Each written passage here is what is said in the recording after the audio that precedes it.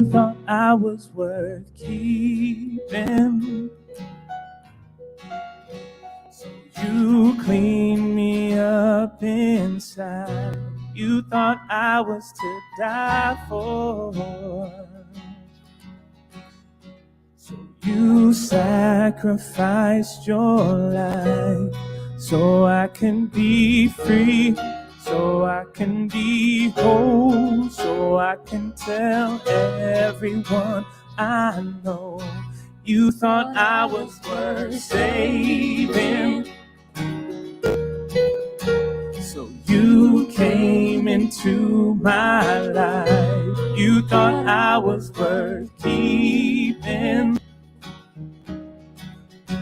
so you cleaned me up inside. You thought I was to die for, so you sacrificed your life so I can be free, so I can be whole, so I can tell everyone I know. You thought I was worth saving, so you came into my life.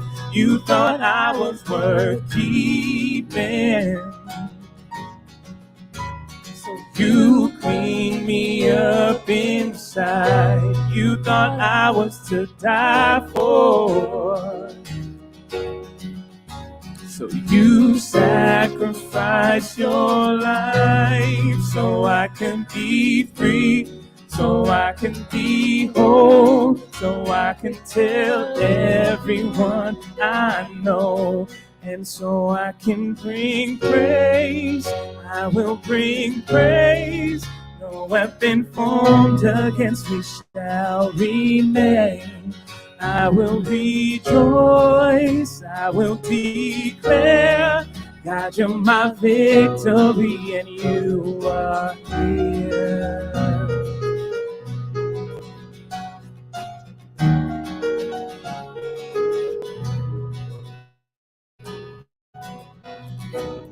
And we sing hallelujah,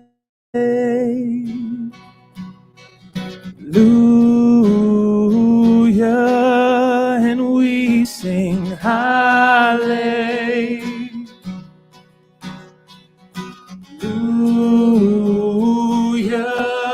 and we sing hallelujah,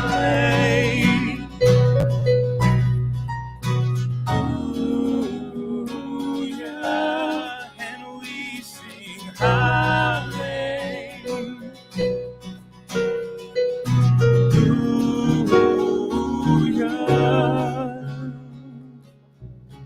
You thought we were worth saving, so you came into this life. You thought we were worth keeping, so you clean us up inside. You thought we were to die for,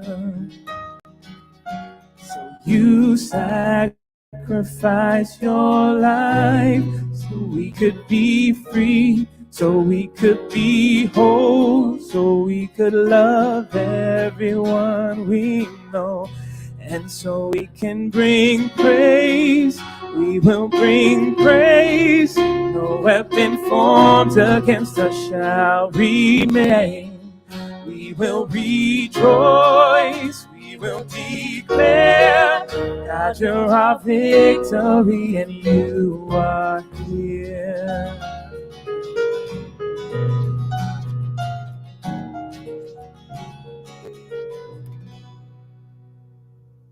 And all God's people said, amen. Feel free to be seated.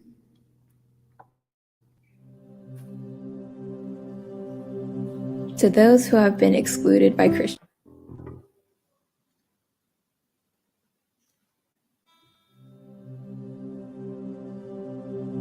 To those who have been excluded by Christians. To those who have gone to church their whole life. And to those who are exploring. Welcome. We hope that Oak Life Church can be a home for you. If you have been rejected by the church as a person of color, as a woman, as an LGBT person, as a non-Christian, or for any other reason, we're sorry for the way you were treated. We believe that God loves you, and we would be honored by your presence. We'll tell you a little about ourselves, and we hope we can journey together. We hope to love people the way Jesus does. We don't want to judge. We want marginalized people to be welcome here, and we are still improving as an inclusive place. We long for peace and justice on earth. We build this through community service, generosity, and activism. We value community, and we value building supportive relationships with each other. We love creativity, and we love the way God speaks to us through art. We don't claim to know the truth fully, but we seek to follow Jesus, and we seek to grow together. If these are things you connect to, come visit us. We hope you will share with us who you are and help shape our community. With much love, Hope Life Church.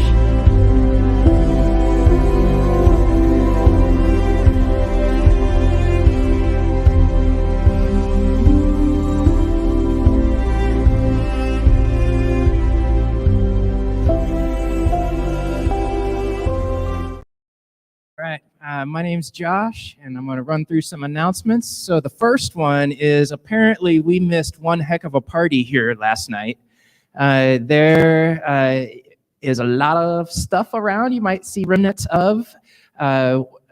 Particularly, we would like to, I have been told we should advise women to use the upstairs bathroom if possible. Which if you don't know where that is, so there's stairs at the back over there, and then you can find your way around. You can see kind of the long light over there. There are 2 bathrooms up there that are mixed gender, and they will suit your needs better. Also, wear masks unless you're holding a cup of coffee. Mic, please. And one up. We are hiring a childcare coordinator. So we want to be an inclusive community for people and families of all ages. So if you have interest in that, or if you know someone who would be a good fit, please let one of the pastors know. We have a knitting group. So if you like to knit things, then we invite you to gather. You're the leader of that, right? Yeah. So come find her after the service. She'll hook you up. Or you can get details through the newsletter. We do have a monthly grief group. However, it is canceled this month. So if that's something that you participate in regularly, just be aware it's not going to happen this month, but we'll be back in March. And, well, does this month mean February or does this month mean March? This coming month. March is not happening. It will happen in April. It'll happen in March, because it was the last Sunday. Meets the last Sunday. Today is the last Sunday, and grief group is not happening today. All right. However, hiking is on, coming up this next Saturday, the first Saturday of the month, March 4th. And so if you are interested in that, just find the loudest person in the room. And she'll tell you how to get to the hiking stuff. You can also respond, find us on the website or to the group newsletter. And it's a different place every time. Our family usually goes. It's a lot of fun. Then, following that, the next day, Sunday, first Sunday of the month, is prayer meeting, and that will happen after the service. It's in one of the rooms upstairs over there. So just hang out, and then as things sort of wind down, we'll go up there and pray for our church community and anything that's going on in our lives personally, and also for our community, surrounding community in the area. It's a good way. It's a good way to get to know other people as well. Okay. And then coming up in March, there is kind of a state of the church meeting, state of our roots and branches, an open meeting the leadership 26th. So if you're interested in knowing more about us as a community and what happens behind the scenes, then we'd encourage you to come for that. And then along those lines, we have a finance update from Mitzi and David. Right. Hello, good morning. Just a second, let's get set up. Oh, I'm gonna keep mine on. Yeah. But you feel free to. Oh, come on. Whoop, are you gonna work? It's because my fingers are sweaty. Hold on. Sit this way. All right, here we go. Hello, we are the finance team. My name is Mitzi. My name is Beth. Hello, I'm David. And we basically try to advise the leadership team and our pastors and everyone on our finances. So we're doing just a mid-year update. Our fiscal year is from July to June.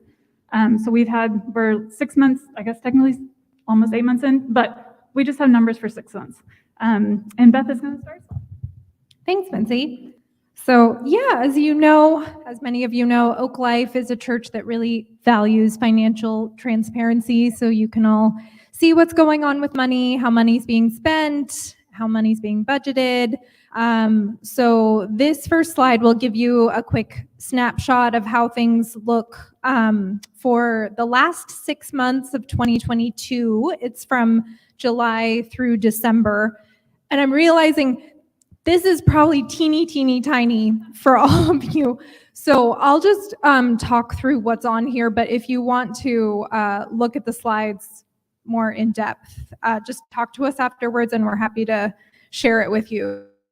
So you can see that in much better detail. So basically for the 2022, you can see on the left side of the screen, the income, the generosity that came into the church. The vast majority of it came in through online giving, but there were also some smaller amounts given through other ways of doing Sunday offerings, and a small amount given to the church's benevolence fund, and that all came out to $102,000. And the expenses on the other side, it's a little alarming. Expenses came out to $135,000, but don't be alarmed. The reason for that is because we pay rent for our space for 6 months in advance. So that is the reason the expenses look so much larger than they would otherwise. And you'll see that those numbers sort of balance out over time. So we are paid up in this space through August of this year. So that's the reason for that.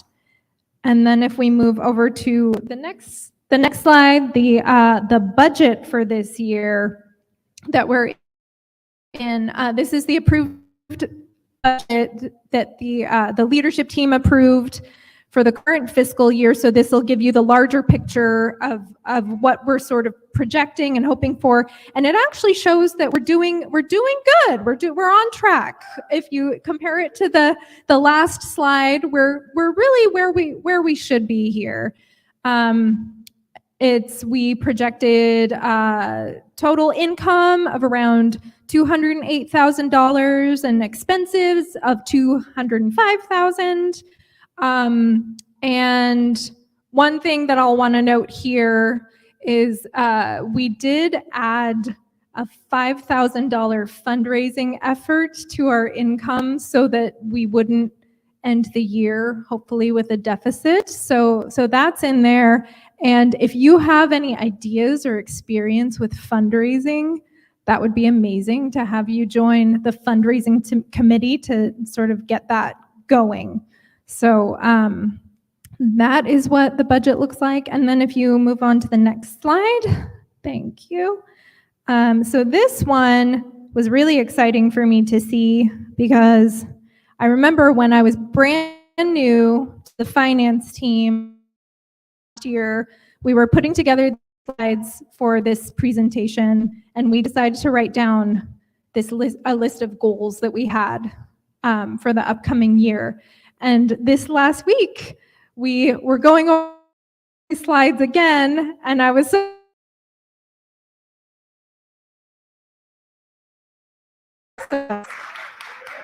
yeah, so that's amazing. So the first one is we were able to establish a retirement benefit for the pastors. Yes, we increased support staff through, we brought in some temporary AV staffing and some other musical support within the last year. So that was really helpful for people running the church services. We were able to continue our safe in-person gatherings. Thank you all for continuing to wear your masks and keep each other safe. Let's see, and we were able to continue to offer the online option. Hi, online folks. So and the dedicated kids space. We have new goals, as you saw. Our goal is to hire a childcare coordinator. So so that's all thanks to you, thanks to all of us in this community, because none of these things would have been possible without your generosity to the church. So that is all achievements that you all have made. So thank you. And I will pass it over to David. Okay, so let's talk a little bit about how we are doing compared to where we were during the same months of the last year. So as you can see, we're doing reasonably well. Each month, we generally have more or about the same as the amount we had the month the year before. In total, we got about 11,000 more than we did the last half of the previous fiscal year. On average, our donations are about the same. We have more transactions. We have more unique donors. So overall, all of this is pretty good, but there is a difference between good and good enough. And to explore the meaning of that, let's take a look at the next slide. So first of all, talking about recurring donations. Recurring donations are really useful for us because they allow us to project reasonably how much we might expect to see in donations later on in the fiscal year. And these are our statistics as of right now. So as of earlier this week, we have 49 recurring donors who are giving about, on average, a little less than $12,000 a month. That's about 90% of our monthly giving and 70% of our average monthly expenses. So again, really useful, really important for us to understand how much we're getting and where we might be going. So the amount that we get is very skewed toward people who donate a lot. And you can see that in the difference between the mean monthly amount, which is $241.77, and the median. So if you remember from statistics class in high school, what that means is that we have a few people giving a lot of money, and then that goes down as we look at the percentiles. And to illustrate that, of the amount we get, more than half comes from 8 donors or so. So if any of these people were to say give less or drop out entirely, we would be in a pretty precarious position. And speaking of precarity, let's take a look at that. Let's take a look at the second graph.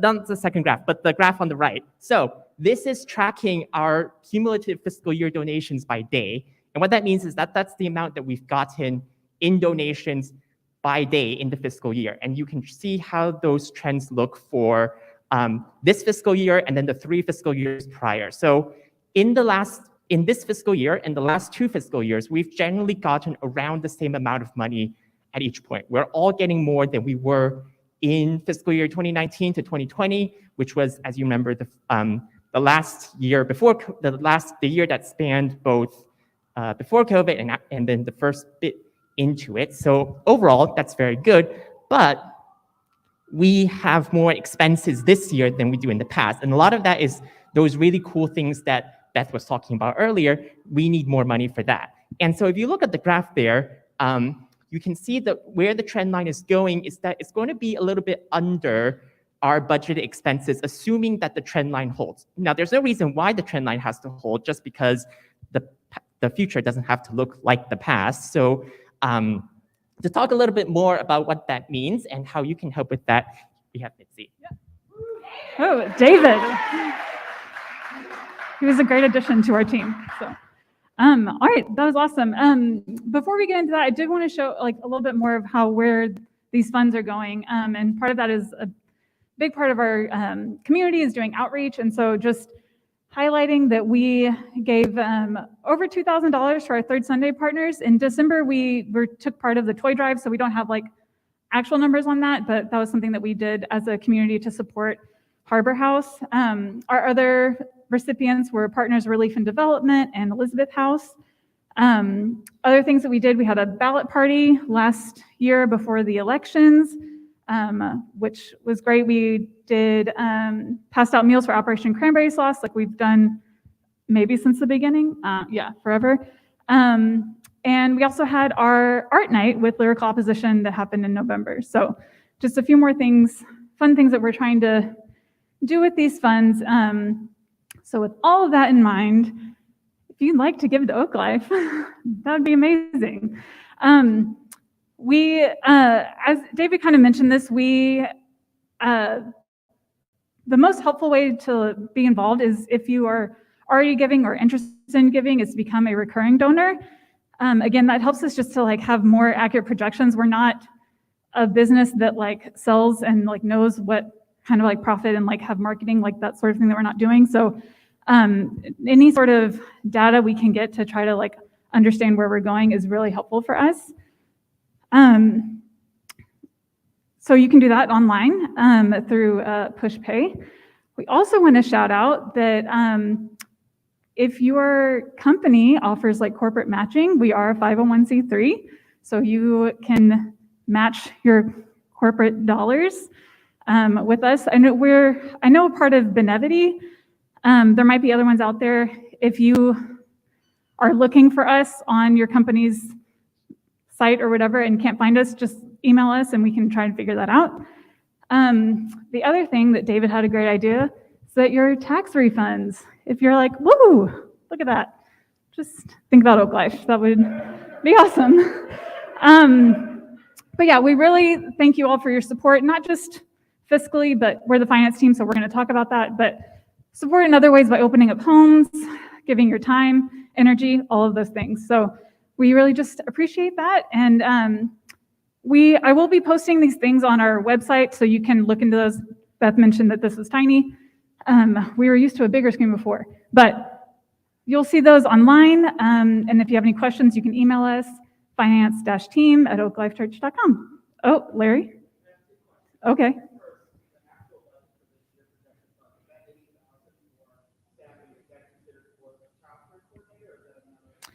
Yeah, no, child care coordinator was not originally in our budget, so that's something that we are potentially tacking on and like trying to explore. We're doing like our budget cycle for the next year in the next couple of months, so we'll be approving a new budget like in May. It would just be part-time, yeah, so just hourly, yeah.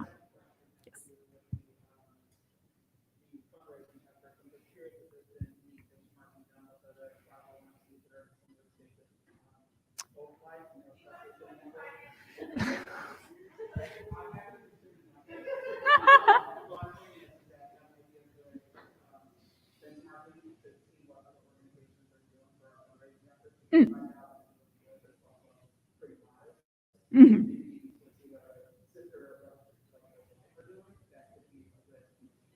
Yeah, thank you. We'll do that.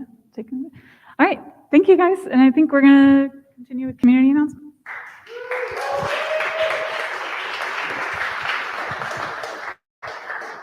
On behalf of the church, I just want to say thanks to our finance team. I know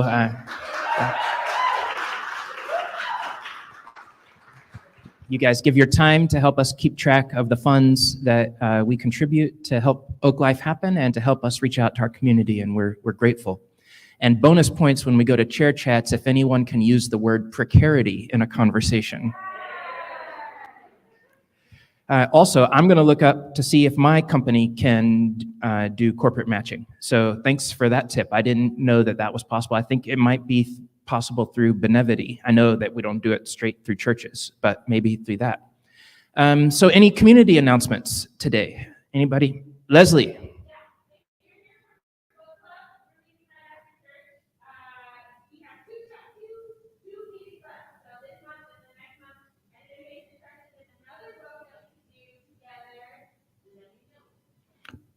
in case you didn't hear, book club after church. This is the penultimate meeting, next to last. Since David, you got me rolling with the big words. Anybody else with a community announcement or online? All right, so it is time for chair chats. This, if you're new here, we just sort of turn around and spontaneous groups of 3, 4, 5 or so, and get to know each other and talk about some questions that will be up here on the screen. So have fun.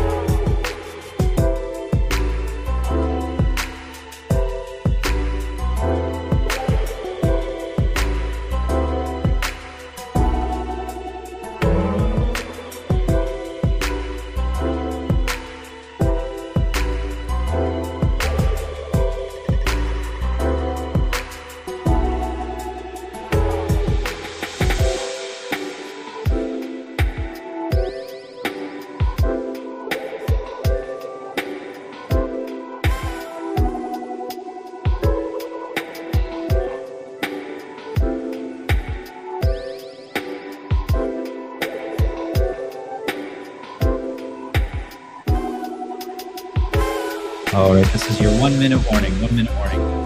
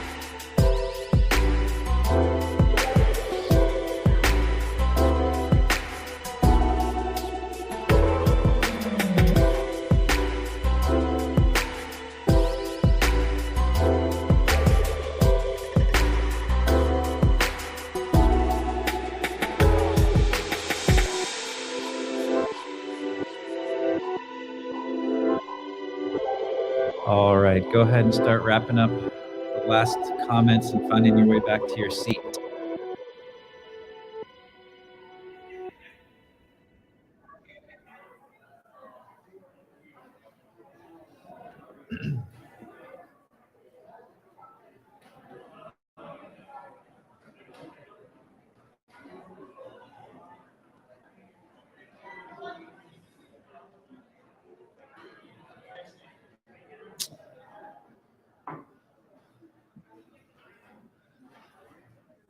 Greg, are you here? Greg, Ronnie? Okay. Well, welcome everybody. Glad you're here. Thanks for being here. My name is Chris, if I haven't met you yet. Shout out to Diane, who's watching from Tanzania this morning. We do miss you. I don't even know what time it would be there, so that's pretty awesome. Thanks for being here again. We are starting a new conversation that's Lenten themed. Lent started technically on Ash Wednesday. Did anybody watch the Ash Wednesday devotional or watch for a couple moments? A few people maybe. And Lent is the 40 days. Oh, I'm gonna pause. Hey, Greg, can I get you to get the mic ready for the couch chair chat or group hermeneutic? That's the one. Lent is the 40 days that kind of builds to Easter. And each year we take a different theme to explore what Lent might mean for us this year. And this year is kind of fun. It's a little different, where we're taking the idea of fasting and exploring what that might look like for us to have intentionality with resisting injustice. Fasting is something you go without. Often it's something like chocolate or alcohol or whatever. Intentionally think about how we resist things that are harmful or unjust. So shout out to the speaking team for helping decide that and kind of explore this thing. Just some context for Lent. It's the 40 days before Easter, and 40 is deeply symbolic in the scriptures, in the religion and the faith tradition of Jesus. 40 was important Greek New Testament, but also the Hebrew New Testament. The earth was flooded for 40 days and 40 nights. It was 40 years that Moses lived in Egypt and the desert. It was 40 days on Mount Sinai. And in the story we're going to read in a moment is Jesus fasting for 40 days and 40 nights. The 40 is supposed to symbolize, there's different interpretations, but one of them is a complete season where you can be totally transformed. A long enough period of time where you're disrupted, where you're going without, where you change. I think people talk about how it takes 30 days for a habit to form. You can kind of think of it like that. So the season of intentionally changing things in our life to reorient our reality.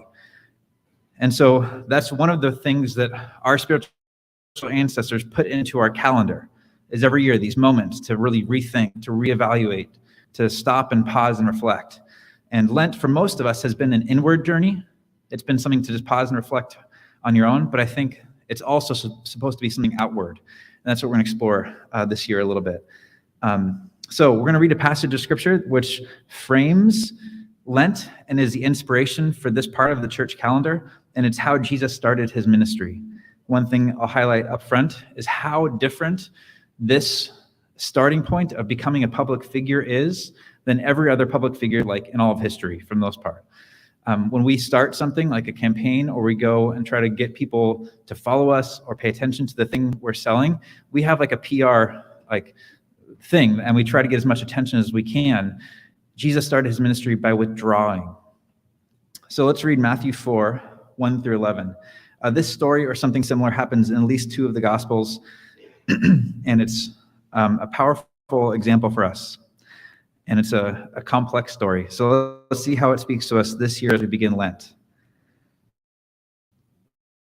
4, 1 through 11. Oh yeah, and if you want the text in your phone, you can go to oaklifechurch.com/Sunday text, or there's a screenshot. Let's put it back up there. I see somebody looking for that one. Let's go back just for a sec.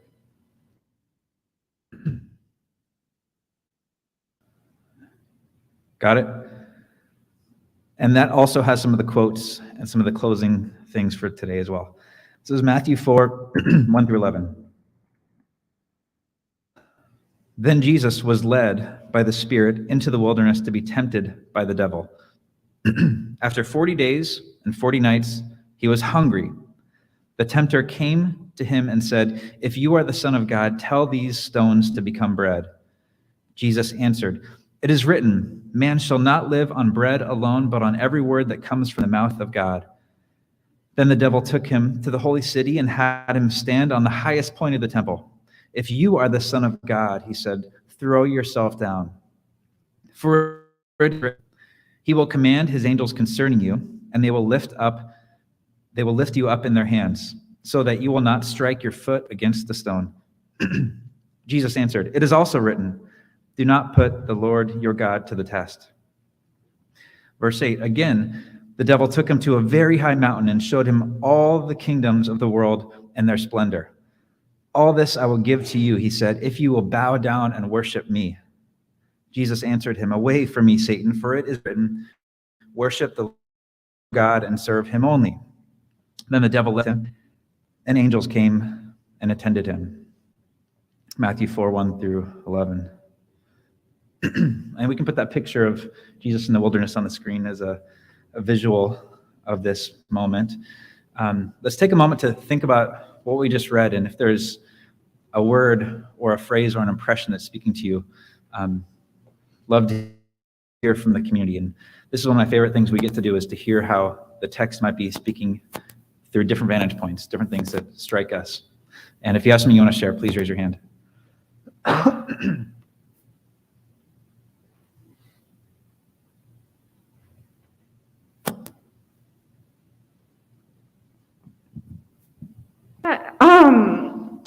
The part where the devil tempts him to throw himself off a high building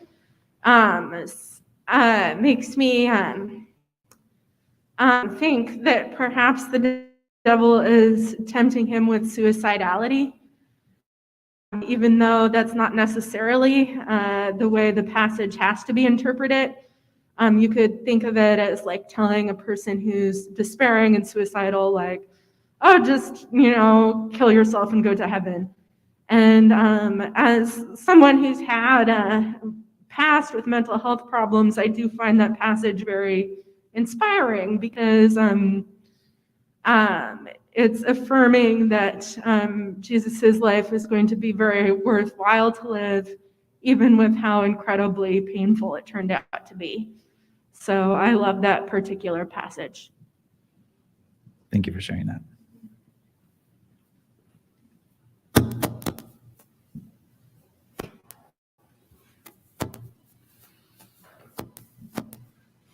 I was just going to say that if you're going to fast for 40 days and 40 nights in the wilderness, which is really extreme, you better have a bunch of angels that are going to attend you and what I mean by that is just like, if you're going to do something like that, you need friends and you need people.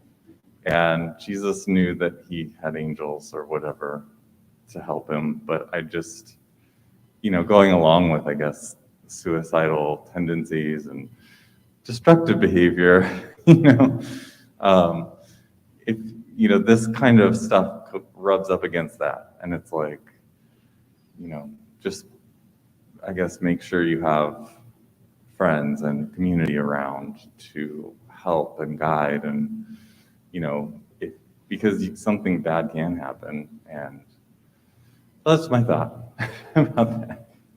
Thank you.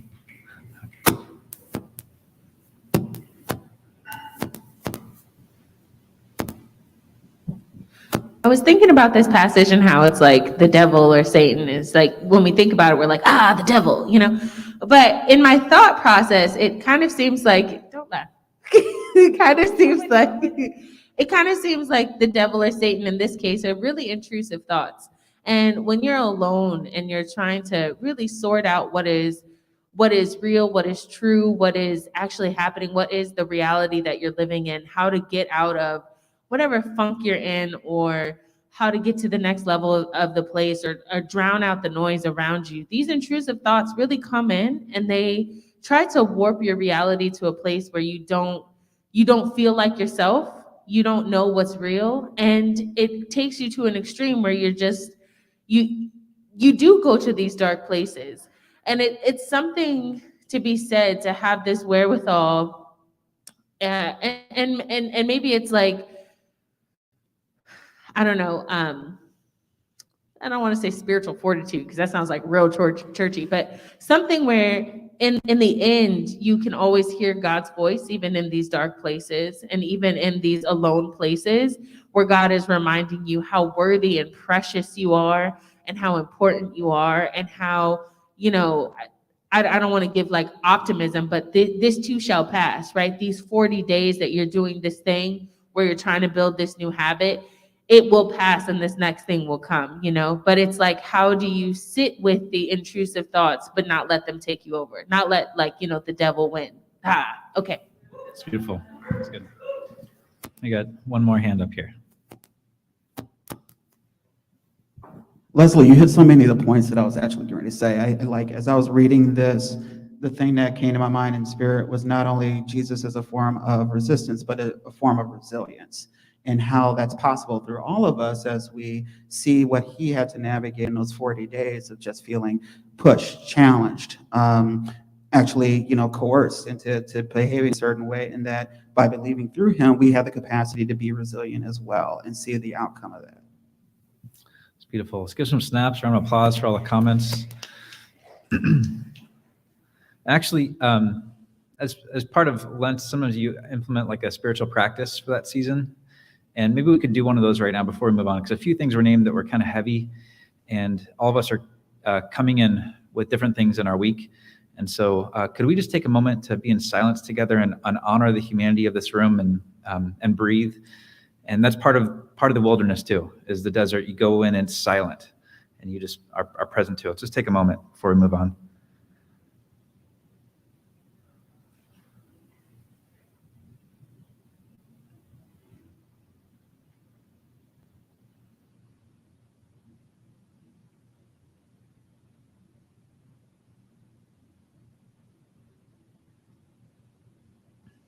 Thank you. Don't often talk like this, but as we were silent in that moment, just sensed the warmth of love holding us all. Whatever experience you have, it is seen and heard, and you are loved in this space. There's a lot to talk through with the wilderness. You could spend a lifetime exploring the spiritual lessons and the wisdom and the experiences of a season like the 40 days, 40 nights in the wilderness. It seems like an archetypal story you'll find in many spiritual leaders and their stories. And you could talk also about the particular things that Jesus seemed to resist, the invitation to material wealth, to safety, to power. And I think that as much as fasting is a deeply personal thing, I can't help but see how fasting is also connected to the world we live in. And when we go without, when we resist, when we're aware of the forces of the world, we have an opportunity to resist injustice. Not just to recenter on our own personal connection to divine, but on the whole world and how we can move forward together. And so over the coming weeks, that's what we're going to be exploring. How do we fast injustice as a way of disavowing and resisting systems of oppression? Things like consumerism, toxic capitalism, We've talked about fasting. What would it look like to fast? Privilege. Fasting, avoidance of the poor. Right? Many of us have just become so numb because of we have to in many ways, but what would it look like to just for a week take a fast on looking the other way and actually look and notice those unsheltered, those who are in poverty in our communities? What does it look like to fast tech as a system that oftentimes can be harmful for just a week? And so each week we're going to invite you to do a couple fasts and try to remind you during the week. And we'll take a moment the following week to hear from you, in this couch conversation or chair chat moment, did anybody fast something? How'd it go? So we don't often give homework, but sorry, for the next few weeks, here's some homework. Again, for me, when I think of fasting, it's often been a personal thing. But when I look to the totality of the scriptures, it seems like God wants a different kind of fast than just a personal moment of reflection. There's a mic drop moment in Isaiah 58, verses 3 through 7, that describes the fast that God desires. This is supposed to be the Lord's voice speaking here. Isaiah 58, 3 through 7. In that passage, we read this: "Why do we fast, but you do not see? Why humble ourselves, but do not notice? Look, you serve your own interests on your fast day and oppress all your workers. You fast only to quarrel and fight and strike with a wicked fist. Such fasting as you do today will not make your voice heard on high. Is such a fast that I choose a day to humble oneself? Is it to bow down the head like a bulrush and lie in sackcloth and ashes? Will you call this a fast, a day acceptable to the Lord?" Here we go, buckle up for this. "Is not the fast I choose to loose the bonds of injustice, to undo the straps of the yoke, to let the oppressed go free, and to break every yoke? Is it not to share your bread with the hungry and bring the homeless poor into your house when you see them naked, to cover them and not to hide yourself from your own kin?" Those are strong words about what a fast that God longs for might look like. And I think the spiritual pattern is a both and, is personal reflection, but also outward action. And when those things get disconnected, we're missing part of our own spiritual vitality and health and a chance to join in what God's doing in the world. That's why one of the metaphors we've used in our community is roots and branches, going deep together and going out together. That our faith must lead to some sort of action in a way that brings shalom and goodness and healing. And that's how we know that it's alive and well. And it's not to disconnect the value of going and being alone and taking time to reconnect, but it's not supposed to stay there. There are seasons of both. And so this Lent, what if we consider what it looks like to fast in justice? So today, I'm going to start with a passage or an idea that I think we could fast that may be connected to them all. And if you think about injustice, there's the word intersectionality. It's often so connected to everything else.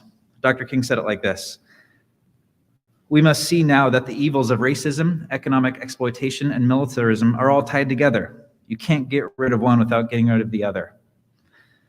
And so one of the things that I think is hinted at in this text that we may not notice at first glance, the text of Jesus going into the wilderness, comes out of verse 8. I think I have this on the screen again. In this passage, the devil takes Jesus to a high mountain and shows him all the kingdoms of the world and their splendor. He says, "I'll give all this to you if you bow down and worship me." And Jesus says, "Away from me, Satan, for it is written, worship the Lord your God and serve him only." Now that text is often like, hey, don't worship Satan, worship God. But the temptation needs to be noted. There's a temptation that the devil offers Jesus, whether the devil is a metaphor or a literal thing, we'll side note that. But in this story, the devil tempts Jesus to earthly power and control and empire. I think one of the things Jesus is fasting here is our need for the kingdoms and empires and nation states of our world to be our security, to be our identity. I think he's fasting empire itself. You notice this all the time. Jesus' kingdom, the reality he's building, is not connected to earthly power. Jesus' posture towards those things seems to be like, yeah, they do what they do over there. Like give to Caesar what is Caesar's. Cool. Like Rome's going to do Rome. Washington, D.C. is going to do. That's not what I'm doing. I'm doing something different. Those things seek power, greed, domination of resources, and often use violence as a means to those ends. Meanwhile, Jesus gives himself and yields his life to the violence of the empire, and only through that overcomes the empire. So this week, the thing to consider fasting is empire. What is empire? For our purposes, a working definition is this: a posture of organizing power that sees the world and its inhabitants as objects for its own purposes. This mindset is so deeply entangled in the American psyche that it's hard to even notice. It's that whole metaphor of, do the fish know they're swimming in water? An empire mindset is everywhere. It's in our economy. It's in most of the companies we work for. It's deeply ingrained in the American church. It's the idea that the world out there is something we need to go exploit. That's a negative word, but maybe we'll use a different one. We need to increase our market share. We need to plant a franchise over here. We need to expand our influence. This mindset is so toxic and dangerous that it might be one of like the deepest sins of the West, the empire. Synonyms for this, other ways you might be able to describe what empire is things like supremacy culture, American exceptionalism, the colonial mindset, or unchecked capitalism. The mindset where everything is built for market share and market growth, where it always has to go up and to the right forever. Our whole economy is built on that. It's deeply unsustainable in many ways. I would argue that all of these things are anti-Christian. I think that Jesus is anti-empire. His way is a downward movement, not a growth, expansion, influence movement. He never wrote a book, never held office, and yet his teachings and his way, the mystery of his presence still today is deeply disruptive over and over throughout the centuries. I think empire is anti-Christian. That's hard. Most of us have probably been influenced by the missions movement, by the idea that we need to grow. I mean, when we talked about finances a minute ago, it was like, there wasn't this sense of we need to, I caught myself actually some tension of like, yeah, if we had a little bit more money, we could do a little bit more. And there's nothing bad with that, like inherently, as long as it's held in love and tension and what sustainability and stewardship looks like and awareness of our neighborhood. Often there's this sense that we all have like, we need to go do more. We need to grow, expand. This is so entangled in Christian history, starting maybe in the beginning, but I think you can see it like clearly in the 300s when the Christian faith becomes religion of the empire, and then is a symbol of military domination over the world, over that part of the world. So 3 examples of how deeply entangled empire has been in the church. First, I'll start with the doctrine of discovery. These are edicts as the point of this kind of idea percolated throughout the world. Is the voice of God, popes, who edicts that allowed for the powers of Europe to go conquer and exploit the rest of the world. The Dum Diversas, actually, I'll just read some of the language here.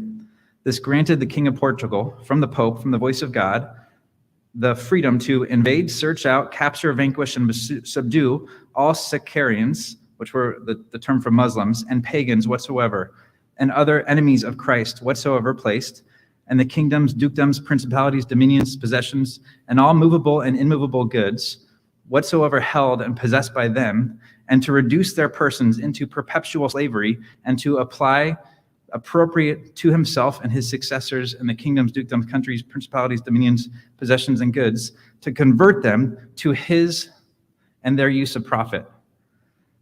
This is the doctrine of discovery. As one example, there's other edicts, but it led to the theological underpinning, the colonization of the world by European powers. There's other ones here in America, more recently, Manifest Destiny. This is the idea that the United States, from those who were colonizing it in the East Coast, was something that was from God to those colonizers, that it was our inherent inheritance to oversee the entire country. This philosophy drove the 19th century territorial expansion, was used to justify the forced removal of indigenous peoples and other groups from their homes. It was an empire mindset.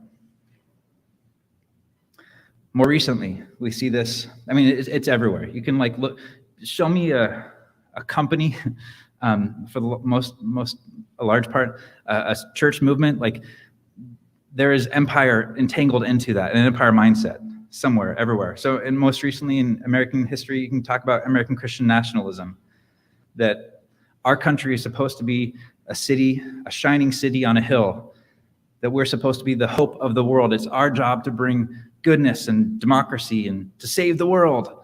And we put our security in being a part of that story because it feels good to be the heroes of history. Empire, it's everywhere. What we see in Jesus is someone who resisted empire, who refused to see the world as something to exploit for his own gain. If you read Philippians 2, the poem in that chapter is all about God yielding power, giving up power to go to the margins of the world in solidarity and die and be there, giving up power, not trying to dominate and control. This is the love we see expressed in Jesus. So I'll say this, I've said it before. I think America has a lot of reflection to do and how we've taken the idea that we have the gospel as something that gives us superiority over other people, and it affects how we look at others, it affects how we organize church, and so it's everywhere. Empire is a mindset many of us have inherited to various degrees. I see it in the church all the time. So how do we fast empire? What would it look like for just a week to wake up to this narrative that's deep in our psyche and notice it and try to go without it for a time being? So it's a macro question. How do we do that? I think this is an area of lifelong tension because we swim in the ocean of an empire. We sit in the center of the empire. I think if you take the story of Jesus in his time, we were Romans. We were in the place of prosperity, and we were at the center of what was a global empire. That's our country. And so how do we hold that intention and see what Christ subverts in this context? So how do we fast empire? Here's some thoughts, some initial thoughts. First, we need to resist the temptation to find security in America or our salvation in America. What comes up when you think about your relationship to this country, to this land? I don't think it's wrong to have some pride in our country. There's a lot of beauty here too. And we talk about this on 4th of July. Like, what happens when you look at an American flag? Like, what stirs in you? For some of us, it's like pride. For some of us, it's like ickiness.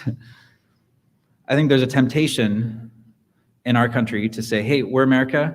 Trust us for your salvation and security. We'll take care of everything. But we have to remember that America is not the kingdom. It will be a footnote in history, of God's history. America has a part to play. We can be a country that does good, but also America is not the kingdom. Second, we need to resist or wake up to the military-industrial complex everywhere. As Dr. King said, racism, militarism, all those things are connected. Many of us have become so callous to the fact that we as a country are we are perpetuating violence through our military all the time. We've done this one before. Like, it's roughly 98% of America's history. Have we had military influence on the rest of the world, or have we been in some sort of military combat? And we don't learn the lessons because our whole economy is dependent in large ways on the military-industrial complex. But even in our lifetime, we were sold a lie on Iraq, right? That was the empire mindset. Like, we're going to bring democracy. They have something bad in there. It was all a lie, and hundreds of thousands of people died. That's how toxic the empire mindset can be, and that's why in the story that we read earlier, it's satanic. How do we resist the military-industrial complex? I saw this meme that was interesting. If you just notice the narratives that are happening on news right now, how we talk about Ukraine, how we talk about China, for us as people of faith, I think we have to take off the hat of being connected to America, and we have to put on the hat of being kingdom citizens, where we see every person on both sides of these arbitrary borders as children of God. They are siblings. There's not a different nationality in God's kingdom. They're all the family of God. And so you'll see it talked about all the time. I notice this so often because this is one of my things that I get really angry about, is how quickly we are to go on to the next conflict. We just got out of a terrible conflict in Afghanistan, which made military-industrial complex billions of dollars at the cost of hundreds of thousands, if not more, lives. And now we're already focusing on, oh, there's something going on in China, and we're not at all self-reflective with our complicity in how we've escalated things in Eastern Europe. And so the meme is this. You see a couple jets. Russia and China are gonna find out the hard way why we don't have free healthcare. Meaning, we as a country are so addicted to empire, we spend our money on bombs and jets more than any other country. You add the next 10 countries together, it still doesn't equal the US military budget. If you get into the history of like how many coups we have illegally supported around the world, it is so tragic. And most of this history isn't really taught that much because it's so hard to actually consider, like, we're doing this constantly. Our country, our tax dollars are doing this. So this is the empire mindset deep in our country, that it's our job to influence through military might the rest of the world. Meanwhile, if you walk around our streets, our own citizens are suffering. How do we resist the military-industrial complex? I think I'm seeing this as a parent all the time. Jets and like guns from an early age are like cool. Oh, cool, a fighter jet. I think when we see those images of fighter jets, we should like be scared. We should say those are weapons of mass murder. Those aren't symbols of how powerful we as a country are. Those are designed to kill. What if we had that difference of a mindset? Another thing to resist empire is to notice how non-majority or white-centric cultures are talked about, both in narratives of film, but also just like how we talk about the countries around us. How are they talked about on the news? How do I even in my own think about the developing world? You see like the difference when a tragedy strikes a country in the global south versus when a tragedy strikes Paris, right? One gets all the attention, meanwhile, nobody cares about Syria. How do we notice this? How do we notice how indigenous people who are here before us are talked about? Are we aware of their stories? Another thing we should do is to seek transnational love, is a term that some people use. And I have a quote with this one from Dr. William James Jennings. It basically, I'll read it in a sec, but to set it up is, we as people of Christ, of faith, should learn to see the whole world as our siblings. The question isn't how do we love just here, but how do we love those everywhere? So Dr. William James Jennings says it like this. Should disciples of Jesus love their nation, the one they claim and are claimed by? This is the wrong question. The question we are compelled to ask and answer by our lives is, how might we show the love of God for all peoples, a love that cannot be contained by a nation, a love that slices through borders and boundaries and reaches every people group, every clan, every tribe, every family. When we have an America First mindset, that is a temptation to just look and care for our own, and often at the cost of others. And I think the challenge, the subversive challenge, is very difficult to do this, but to see ourselves as global citizens and see the ways when we have not seen it that way yet. A couple more. One of the things that empire teaches us is that we have the answer, that we're supposed to bring God to those people over there. The subversive anti-empire mindset is to realize that God is already there. I see this all the time in the church planting community. And just specifically here in Oakland even, like, we're gonna bring God to Oakland. Like, do you know how many churches there are in Oakland? Do you know how many amazing people of faith have been living their lives and serving their community before you ever showed up? Well, how would this subvert the missionary mindset? It's our job to go change the people over there. Instead, we should think of, where is God already in the world? And how do I become friends with people enough to see where God is in their life? How do we become students rather than the experts with the power to bring to others? How do we walk in humility rather than power over? Which leads me to I think the Jesus invitation. If there's like an opposite of empire, I would say it's faithful neighborliness. Empire says we have to expand and grow out. I think to resist empire means to learn to be a faithful neighbor. As Isaiah said, to share bread with those who are hungry, to bring in the homeless poor into our house. When we see people in need, we offer them our clothes and shelter. I think the opposite mindset of empire, of growth, of influence overseas and everywhere else is to just be present to where you are and be a good neighbor. Learn the stories of your community, of the streets around you. Be present long enough to know people's pain, their wounds. Know what's going on politically in your context. See where you can make a difference. Just be a good neighbor, both like on your street, but in your community. So that was a bunch of random thoughts about how to fast empire. I want to offer a couple practical ways to fast empire this week, just to experiment with this. I hope something stirred. Maybe there's something you disagreed with. I was very scattered coming into this morning. So if it wasn't coherent, I apologize. But even the sense that church sermons have to be perfect is a symbol of empire. So I'm trying to be anti-empire. So here's a couple ideas. What would it look like for you to fast empire? Just some ideas. And think of which one you can do this week. I really want us to try this. What would it look like to fast empire food? What's empire food? Large-scale food productions, franchises. We've all seen the images of factory farms that want to increase productivity, often at the cost of being humane to the animals and the earth. So maybe this week, just eat local. Go only to the farmer's market. Just try it. I know it'll cost a little bit more, but what would it look like to do just for a week? What does it look like to fast empire tech? Take a day off social media. Put your phone down for a whole day or for the whole week. Delete the apps.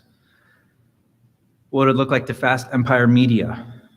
Don't watch the news. Most of it is deeply entangled to the military-industrial complex and our empire mindset as Americans.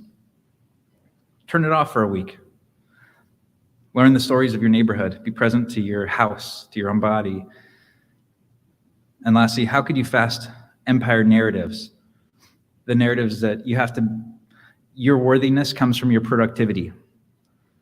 That you always have to be having the TV on or some noise happening. What would it look like to fast the narratives of our world that have taught us how we're supposed to be in the world? Maybe this week, take more naps. So think about one of those. I'm gonna do something weird here. I'm gonna skip that. I was gonna have you raise your hands, but it's not worth it, because I want us to actually try one of these things, actually take a fast this week. So I'm gonna trust that you'll, on your own, because what was I gonna do? Like have you raise your hand and like follow up with you? I don't know. What does it look like for us to fast empire? If you've been hurt by the empire, which I would say is all of us, to varying degrees, some of us more than others, because of our skin color, our orientation, because of our economic status, I want you to know that your pain is sacred, and that the invitation of Jesus is to say, come and rest. Come to me if you're weary, if you're burdened. There's good news for all of us in this. If our people have been following Jesus for a while, maybe it's time for us to step out and resist empire more, to move our faith from just something personal to something that requires action and how we move in the world. One of my favorite stories from Oak Life is people who get involved in activism, go to their first protest, get involved in a ballot party, or call up their local official, or start volunteering with the nonprofit. Maybe it's time to take a step out. Whatever you are experiencing and how you can articulate in your own journey what it looks like to resist the empire, to fast the empire this week. I hope you take it here and try to experiment with that this week. Let's pray. God, thanks so much for the invitation of your kingdom, of your reality that subverts injustice, that invites us to set those who are oppressed free, to seek systems that protect those in the margins, to find ways we can model and reflect your example, to give up power, to give up resources, to sacrifice so that others might have and be able to thrive. This Lent, Lord, I pray that you would challenge us and inspire us to consider what it looks like to resist injustice in our communities, with our habits, with our relationships, and in the world. I pray this all in Christ's name. Amen. As we transition, feel free to sing with us these songs. Also, if you want to get up and follow the new prompt, there's on the back table, there's a question there. It says, where do you see injustice? We'd love if there's something you see that you're passionate about, to write that down on a Post-it note, to put it back on that paper. There's also communion cups, if you'd like to reflect on communion. And then, of course, the community care bucket. And that's a chance to put in some cash for anybody in the room who might need lunch money or gas money. So let's spend this time reflecting.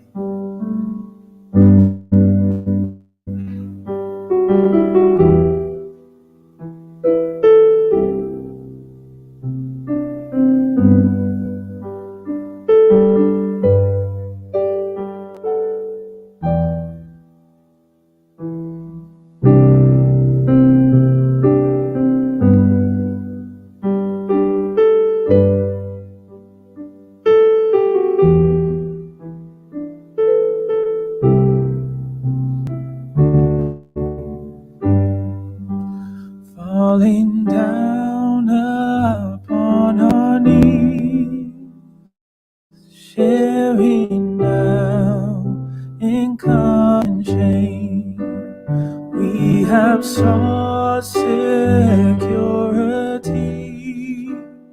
not the cross that bears your name. Fences guard our hearts and homes, comfort sings a siren tune. We're a valley of dry bones, lead us back to life in you.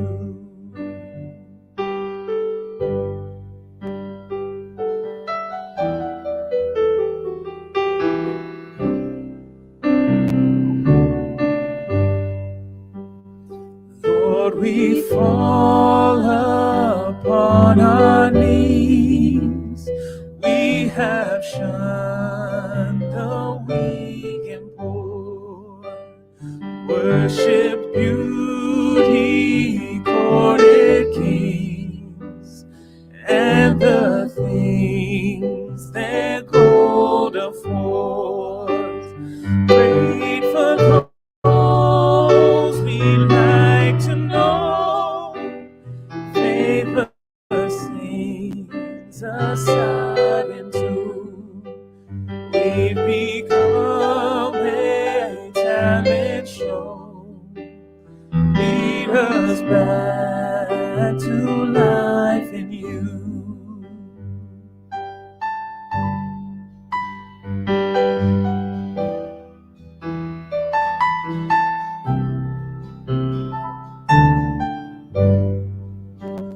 Lord, you've caused the blind to see. We have blinded them again with our mandate laws and eager, ready to condemn. Now we plead before your throne. Our sings a silent tune. We've been close heavy stones. Lead us back to life in you.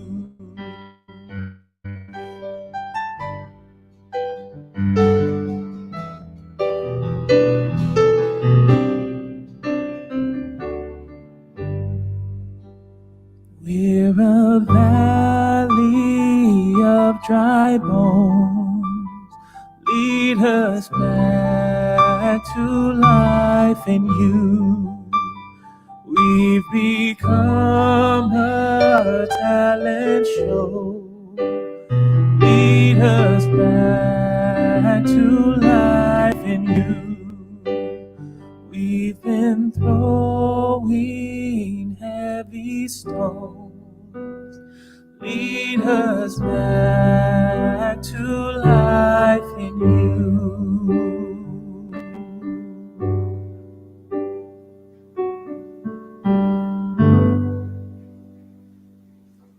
Amen.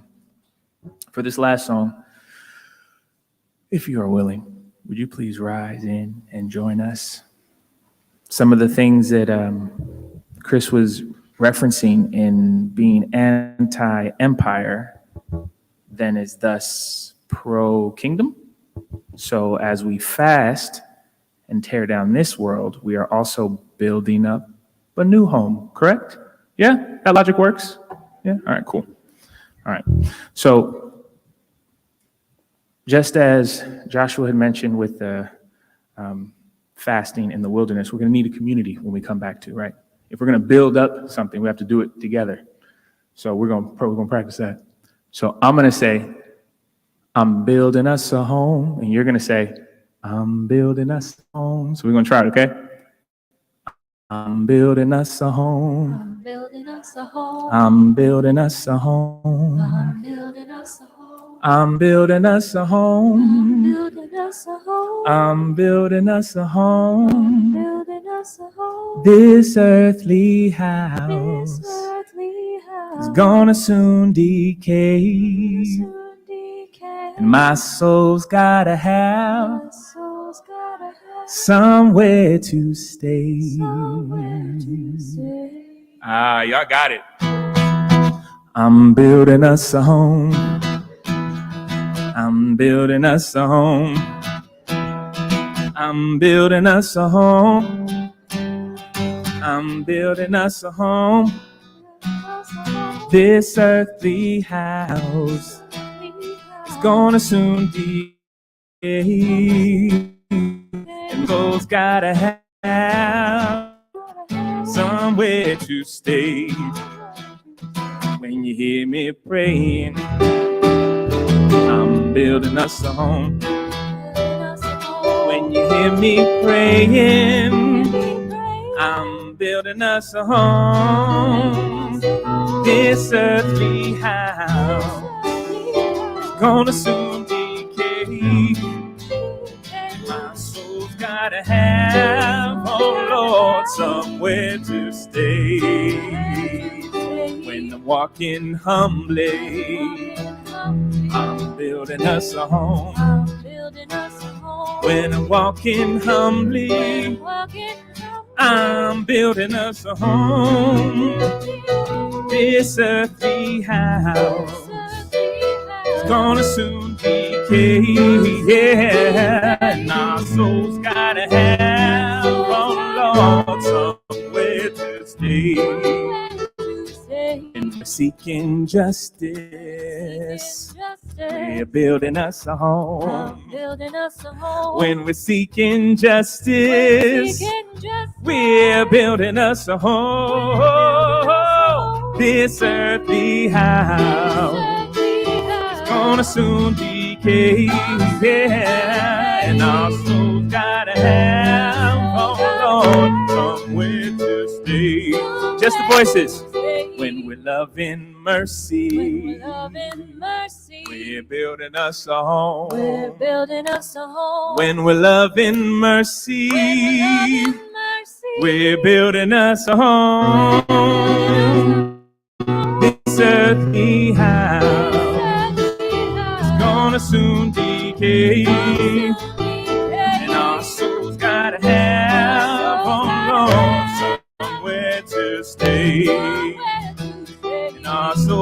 gotta have, oh Lord, somewhere to stay. And our soul's gonna have, yes, Lord, somewhere to stay. Hey, and everybody said amen. Let's conclude in communion with our benediction. God of love, in this season of Lent, give us the strength to resist injustice, that we might seek your kingdom always near. Where there is uncertainty, may we sow faith. Where there is isolation, may we sow solidarity. Where there is division, may we sow healing. Be with us now as we go forth to love and serve the world in person or from a distance. Amen. Peace out, Oak Life.